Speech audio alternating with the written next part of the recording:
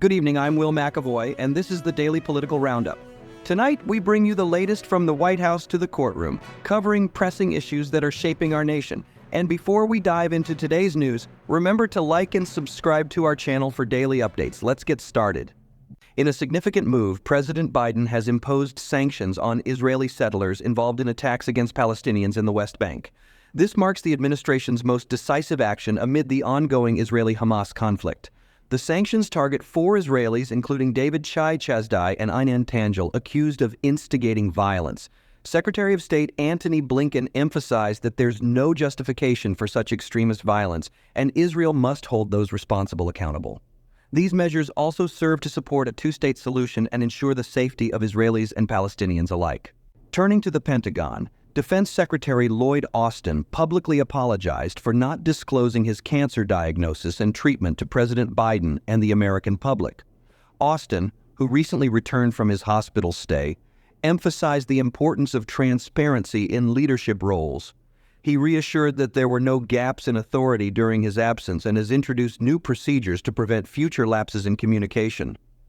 Austin's experience highlights the vital public health issue of prostate cancer, particularly in the Black community. In state news, Florida Governor Ron DeSantis announced the deployment of National Guard troops to assist Texas at the southern border. This move supports Texas Governor Greg Abbott's declaration of an invasion amid increasing migrant crossings.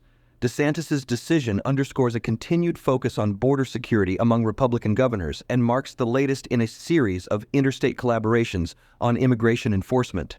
In legal news, the verdict in former President Donald Trump's $370 million fraud trial in New York has been delayed. Initially expected by January 31st, the decision is now set for early to mid-February. This delay follows concerns raised by the court-appointed monitor about inconsistencies in Trump's financial reports. The outcome of this trial could have significant implications for Trump's business dealings in New York. Speaking of Trump, his political action committees have spent over $50 million on legal fees throughout 2023. These expenses have significantly impacted his campaign funds, even as he prepares for the upcoming presidential election.